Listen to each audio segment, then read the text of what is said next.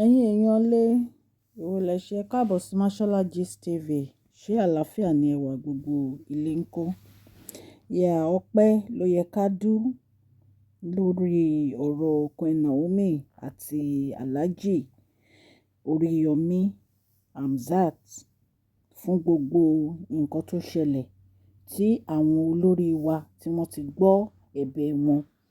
Ẹ jẹ́ ká gbọ́ nǹkan tí Alhaja tí wọ́n sọ lórí bí wọ́n ṣe lọ sí Agodi ní Ìbàdàn láti lọ wo Alhaji Oríyọmí àti Queen Naomi. Lánàá tí mo lọ padà wo Oríyọmí Hamzat àti ìyá wa Naomi àti principal Islamic High School, ìgbà tí mo lọ padà wò wọ́n, Oríyọmí Hamzat ń lọ sí mọ́sálásí lọ kírun ni.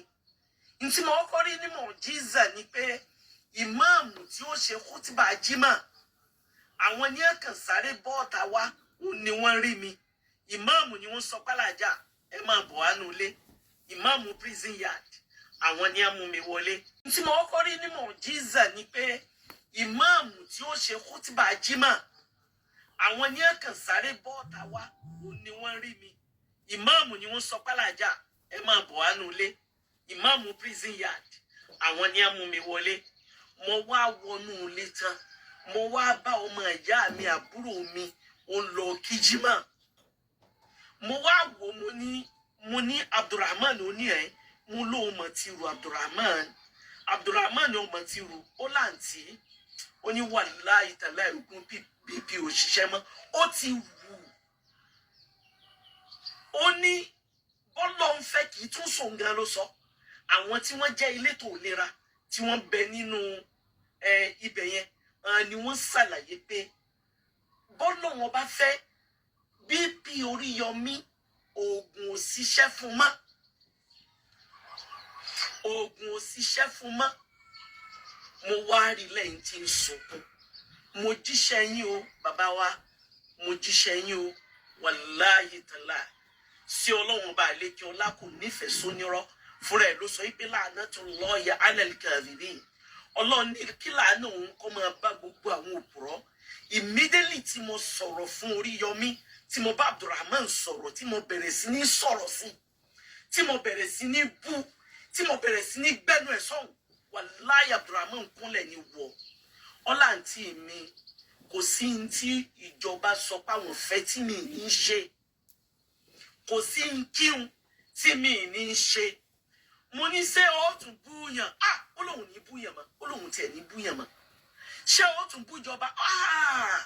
Ó lóun ò ní bú ìjọba láyé mọ́. Nítorí wípé fúnra ọlọ́run ọba àlejò ọlá kódà àwọn tí wọ́n mẹ̀ntẹ́ni Mọ́lákì. Èèyàn ṣàkíyèsí ní ọdún díẹ̀ sẹ́yìn tí ò tí pẹ́ ẹ rántí pé àràfà la wà tọ́lọ́hún fi ní kí ìjọba Amẹ́ríkà pàṣẹ pé kí wọ́n lọ pa president ìlú kan. Wàláhì wọ́n pa president yẹn tí nǹkan kan ò ṣẹlẹ̀. Ní tí wọ́n ń pè ní àṣẹ nìyẹn. Olúwa ni mo fi àwọn tí mo fi ṣe olórí yín, mo fi wọ́n represent ara mi lórílẹ̀. Bẹ́ẹ̀ bá kọjá yẹn ẹ jẹ ìyà. Ọlọ́run ló sọ bẹ́ẹ̀ ní Al-Qur'an. Ọlọ́run ní ìrẹ Musa idhab ila Fir'aun lọ́ọ̀dọ̀ ọba Fáráò. Bèlè pé bàbá wa Tinubu a lè fi wọ́n wé Fáráò. A máa fi bàbá wa Tinubu wé ìjọba alánùú, ìjọba olóríire, ìjọba aláforíjìn, ìjọba alámójúkúrò ní láìfi. Ọlọ́run kó jọ ọkọ wọlá bó ṣe tóbi tó ìjọba abíámọ́. Nítorí pé n tó ṣẹlẹ̀ pẹ̀lú àwọn ọmọ tó kú yẹn ọba bàbá wa Tinubu nú jẹ́ púpọ̀. Ìyìnwá jẹ́ nǹkan kan tó ń ta ìjẹ́ nǹkan kan mi òun láago ṣe wá wọlé sórí fóònù mi látòkè ní ẹ ṣe wá ń fún mi lábọ̀ ipa tí bàbá wa Oyètọ́lá, bàbá tí wọ́n jẹ́ Minister of Marine and Blue Economy ní orílẹ̀-èdè Nàìjíríà, mínísítà tí ń ṣiṣẹ́ fún àwọn nǹkan àlùmọ́ọ́lì inú omi, tí àwọn àti bàbá wa Tinubu tí wọ́n jọ jẹ́ alọ́jọṣe, tí wọ́n jọ jẹ́ ẹ̀gbọ́n àtàbúrò. Ẹ dákun ẹ jọ̀ọ́ nítorí Ọlọ́run kí ni wàá sọ pé mo wá jẹ́ ẹnu wátawàta yìí. ẹ sì wá fi mí lẹ́mìí balẹ̀ ẹni Kàfílà àti gbọ́n tó wí Kàfílà sì ti lo ohun tó wí Kàfílà pẹ̀lú ògo Ọlọ́run Oríyọmí àtòun àti ìyàwó olórí Naomi àti principal Islamic High School kò ní pẹ́ rárá tí wọ́n fi kúrò níbẹ̀ yẹn. Ẹ dákun kí ni mo jẹ́ ẹ dákun kí ni mo jẹ́ ẹ dákun ta ni mí ẹ jọ̀ọ́ kí ni mo tó àfi k'Ọlọ́run kó jọ̀ọ́ kó má padà lẹ́yìn àfi k'Ọlọ́run kó bá mi ṣàlékún rẹ̀ yín àfi k'Ọlọ́run bá mi ṣàlékún karama àfi kó ṣàlékún istijaba àfi kó ṣàlékún àlùbáríkà àfi kó ṣàlékún dùnnú àfi kó ṣàlékún ayọ̀ yín. Olúwa kó wọlá wí pé òun lọ́ba tó sọ bẹ́ẹ̀ innahu huwal ghafurur rahim. Ẹ sì máàmá yọ́nú ẹ jọ̀ọ́ kí wá ni mo mọ̀ ẹ jọ̀ọ́ kí ni mo jẹ́. Èèyàn mẹ́ta lolúwa ọba àlékè ọlá dá sáyé èyí tọ́lọ́run ṣe yìí náà ọlọ́mọọmọ jẹ mí ń pa pé kí n ṣe ni ọmọnìyàn mọ̀ọ́mọ̀ lè ibà wọn kan náà ló jẹ́ pé bó ṣe ṣẹlẹ̀ yìí ọ̀tọ̀ ní táwọn náà ń sọ àwọn náà sì ṣàìrí sọ àwọn náà ṣàìrí sọ nínú sọ wọn. Ẹ wá bá mi wo bí Abdulrahman bọ́jú orí rẹ̀ ṣe kéré tó lẹ́ẹ̀kan sí a máa wo ọmọdé kó ṣe bí àgbà àmọ́jú orí ọmọ dà láàmú. Mo wá rántí pé àwọn tí wọ́n jẹ́ lọ́yà kódà àwọn nínú àwọn senior advocate of Nigeria àwọn tọ́lọ́wọ́n bá lékè ọlá sọ pé kí wọ́n jẹ́ ọ̀gá nínú àwọn lọ́yà. Ìgbà tí mo pè nínú wọn tí mo pè wọ́n tí mo mọ̀ọ́mọ̀ bí wọ́n yí pé tó ọ̀rọ̀ yìí bó wá ní wọ́n ní Kàfílà mo ní nàá wọ́n ní so fẹ́ gbọ́ mo ní bẹ́ẹ̀ ni mo ní mo fẹ́ gbọ́. Wọ́n ní bọ́lọ́wọ́n bá lékè ọlá ṣe ní kí bàbá ó yọ́nú òun náà ní kí wọ́n yọ́nú. Wọ́n ní tó bí tí bàbá ọba yọ́nú wàláì kò sí ọgbọ́n kankan tí ẹ̀dá kankan kò sí irú lọ́yà ó kàn máa sọ àwọn ọ̀rọ̀ tí ó máa jẹ́ àwọn ọ̀rọ̀ wípé lágbájá ẹ sá fi lẹ́mìí balẹ̀ ẹ sá fi láyà balẹ̀.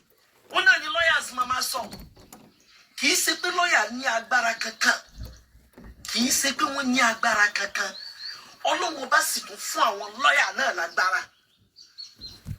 Àmọ́ tí lọ́yà fi sọ̀rọ̀ yìí mo mọ̀ pé ọ̀rọ̀ bẹ̀rù ni nítawọn bá ń fáìlì àwọn ọmọ fáìlì àmọ́ ìkúnlọ́wọ́ àwọn tọ́lọ́run bá fi àlùbáríkà sí lẹ́nu àwọn tọ́lọ́run bá ṣe láláṣẹ àmọ́ kúnra wọn lọ tí gbogbo bùkátà fi bíyà àti ìgbèkùn lọ́yà àti ìgbèkùn ìjọba Ọlọ́run má jẹ́ á wọnú kankan níbẹ̀. Ọlọ́run kò wọlá oníṣẹ́lá nàbí wọn Muhammad ní àná ẹ rántí pé mo ṣàdéhùn wípé pẹ̀lú òkú Ọlọ́run mo gbọ́dọ̀ yọjú sí bàbá wa ọlọ́lá jùlọ ọba ilẹ̀ Yorùbá bàbá wa Ọjájá. Ní àná nígbà tí mo wá dé prison ìgbà tí mo rí Abdulrahman tán tí mo rí olórí tán tí mo rí principal tán torí pé principal tiẹ̀ ti wà wọ́n ti ń gbọ́ khutba Abdulrahman ní lọ bí khutba tán bá mi dá dúró. Ìgbà tí mo wá rí wọn tán mo wá sí àdéhùn pé pẹ̀lú òkú Ọlọ́run mo ti wà lójú ọ̀nà ẹ̀fẹ̀ ẹ̀yin èèyàn nínú ṣe sí Ọlọ́run nínú bọ́lọ́run tí máa ń ṣe wàláyé tàláì mọ́tò méjèèjì tí mo gbé dání ìkankan ò ṣiṣẹ́ méjèèjì ló bàjẹ́ sójú ọ̀nà. Gbogbo effort wa lórí wípé ká lè rí bàbá wa Ọjájá ní àná Ọlọ́run ní kò ṣe wàláì kò wọ̀. Bàbá tí wọ́n tún jẹ́ PA bàbá wa Ọjájá wọ́n tún pè wípé ń bọ́lá dé torí mo ti pè wọ́n mo prepare mind wọn wípé mi Alájà Kaola ń bọ̀ wá bá bàbá mi o mò ń bọ̀ wá láti wá rí wọn o. Wọ́n sì ń béèrè pé ń bọ́lá wà àwọn á ṣàlàyé pé ojú ọ̀nà la wà. Ẹ wá mọ bí mo tún ti rò pé Ọlọ́run ọba tó tóbi ni kò sí bí ẹ ṣe lè rí ìwọ máa gbìyànjú àwọn ọ̀tá náà máa gbìyànjú.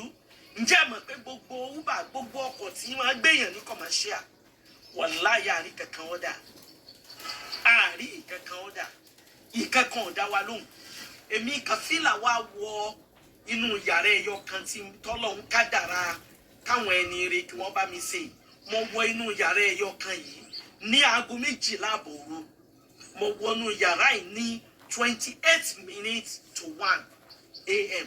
lóru ó ní mo tó wọlé nítorí pé ọlọ́run ọba àlékè ọlọ́run ọba tó tóbi ni ọ̀pọ̀ ń pé èèyàn ò dákẹ́ àdúrà ẹ máa bá mi share program yìí kẹ́ ẹ bá mi share rẹ̀ ẹ tún jẹ́ ó dọ́dọ̀ bàbá wa lẹ́ẹ̀kan sí ẹ jẹ́ ó dọ́dọ̀ bàbá wa lẹ́ẹ̀kan sí lẹ́yìn náà kí n tún wá mọ̀ọ́mọ̀ sọ fún yín ọlọ́lá jùlọ onímọ̀ ẹ̀rọ Olúwaṣèyí Mákindé tí wọ́n jẹ́ executive governor of Oyo State His Excellency ọlọ́run kó jọ kó bá ṣàlékún oríire ǹjẹ́ ń pé gómìnà dákẹ́ lórí ọ̀rọ̀ yìí àwọn àti bàbá wa Tinubu ti discuss a lot about this matter gbogbo ẹ̀ sì ń wà successful ni ọ̀nà everything tó máa gbà rọrùn ni bákan náà ni bàbá wa Ọ̀jájá bàbá wa Ọọ̀ni of Ifẹ̀ àwọn náà ti gbé ìgbésẹ̀ tó jẹ́ ìgbésẹ̀ tàlàáfíà lórí ọ̀rọ̀ yìí ẹ jọ̀ọ́ nítorí Ọlọ́run kí wá ní èmi wo wá ní kí ni mo wá jẹ́ tẹ́mi fi wá ń receive call èmi wá kọ́ ni mò ń pè mọ́ wọ́n wà ń pè mí láti presidency wọ́n wà ń jẹ́ kó yé mi pé kàfílà ìwọ̀nba àìmọ̀ràn sọ rẹ àti gbọ́ ẹ dákun torí Ọlọ́run kí ni wàá sọ pé mo wá mọ̀ tí n fi wá ní mo wá wọ̀ tí ìwọ̀nba nǹkan yẹn tí n fi wá ní ọ̀dà náà ṣe mí nígbà náà ó wá wọ̀ kí àwọn ẹni rẹ bẹ́ẹ̀ àwọn ẹni tó lọ́wọ́ bá kà sí nínú ayé àwọn tí wọ́n jẹ́ èèyàn nínú ayé kí wọ́n sì wá sọ pé ọ̀rọ̀ mi bí mo ṣe kéré mọ̀ yìí àwọn gbọ́ àwọn sì gbọ́yé wàláyé tàláì bàbá Oyètọ́lá pẹ̀lú ògo Ọlọ́run àwọn nǹkan tí ẹ ní ìjọba ò fẹ́ orí ìkúnlẹ̀ ní orí yọmí ti ń sọ lánàá wípé kò sí nǹkan kan tó ń tiẹ̀ lè fi sọ nítorí pé Ọlọ́run ọba tó tóbi jùlọ ọba tí máa ń torí nǹkan tí máa fi ṣe nǹkan ni a ti mọ̀ pa bíamọ ní kódà nítorí pé ẹ jẹ́ abíamọ gan láti ilẹ̀ èyún náà ló ṣe sábàbí n tó fi jẹ́ wípé nǹkan kan ò pilẹ̀ sí ẹ ní wọ́n invite ẹ wá ẹ ní wọ́n pè wá ẹ ti kà sí pọ̀rọ̀ ọmọdé ni bí ìbá ṣe pé èyí tó ní ń ṣe pẹ̀lú aráalé ará oko yìí èyí tó ní ń ṣe pẹ̀lú àwọn ọ̀la wa yìí èyí tó ní ń ṣe pẹ̀lú àwọn ọmọ yìí òun náà ló fà á tó fi wòye pé kò sí ní téèyàn lè jẹ láyé òun láti máa fi tàwọn aṣáájú ṣe olúwadé àti olóhà ọlọ́niwá àti òròsúlà ó tún ní wọ̀húlò làámúrì minkum olúwa ní ẹ tẹ̀lé mi tí mo dá yín èmi lọ́ba tí mo ní kápá lórí ayé yín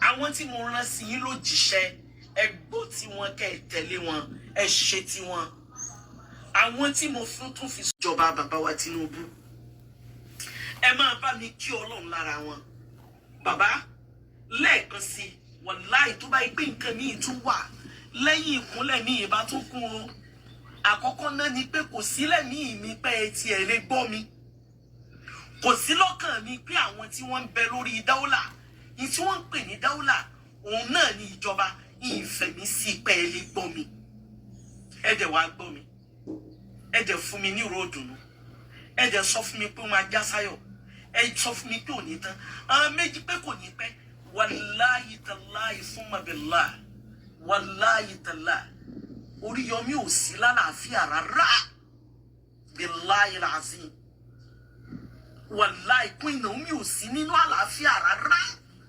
billahi alazim ṣe pé mo ń búra uqsimu billahi rabbil alamin torí pé kò sí ẹ̀wọ̀n ọjọ́lé wọn ní opportunity láti communicate anybody wọn ní opportunity láti sọ̀rọ̀ gbogbo ọ̀rọ̀ tí mo sọ lánàá ní l'opportunity àti bó nìkan sọ̀rọ̀ one on one àwọn tí wọ́n ń tẹ̀lé wọ́n bẹ̀lẹ́gbẹ̀ẹ́ báyìí àwọn ni àjọ sọ̀rọ̀ yẹn ní àná ni ìgbà mo ní wọ́n jọ kí wọ́n fún mi láàyè kí n rí òun nìkan wọ́n ní rárá kò lè rò nìkan ọjọ́ rí wa papọ̀ ni which is normal n tí wọ́n ń pè ní olórí nìyẹn a dẹ̀ dúpẹ́ púpọ̀ lọ́wọ́ yín a kí Ọlọ́run lára yín Ọlọ́run ọba àlékè Ọlọ́run ní padà lẹ́yìn yín ìwọ̀n bá ń tẹ́ ṣe yìí èmi mọ̀ o wàláhì tàláì mo mọ̀ lóore. Gbogbo olóríire tí ń bẹ láyé pátá ló mọ̀. Gbogbo ẹni àlùbáríkà tí ń bẹ láyé pátá ló mọ̀. Gbogbo àwọn ẹni ìdùnnú ni wọ́n mọ̀. Gbogbo àwọn abiyamọ ayé wọn ni dúpẹ́ lọ́wọ́ yín. Gbogbo àwọn mùsùlùmí ayé wọn ni dúpẹ́ lọ́wọ́ yín. Gbogbo àwọn kìrìsìtíẹ́nì tó wà láyé wọn ni dúpẹ́ lọ́wọ́ yín. Gbogbo àwọn ẹlẹ́sìn ìṣẹ̀ṣe. Dúpẹ́ lọ́wọ́ gbogbo àwọn mùsùlùmí àti àwọn onígbàgbọ́ àti àwọn ẹlẹ́sìn àbáláyé, gbogbo wọn náà dúpẹ́ lọ́wọ́ wọn. Wọ́n dúpẹ́ lọ́wọ́ bàbá wa Ahmed Bọ́lá Tinubu. Wọ́n dúpẹ́ lọ́wọ́ kábíyèsí Ọ̀ọ̀ni Ìrìnṣà Ọba Adéyẹyè Ògúnwùsì Mowólẹ́forí Adé o. Wọ́n dúpẹ́ lọ́wọ́ gọ́vnà Ṣèyí Mákindé àti àwọn olórí wa gbogbo. Àdúpẹ́ àtún ọpẹ́ dá ní ọwọ́ gbogbo yín. A mú ọ̀rọ̀ yìí wá láti iléeṣẹ́ Mashola Gist TV. Kí Ọlọ́run kí ó ran gbogbo wa lọ́wọ́. Àmín.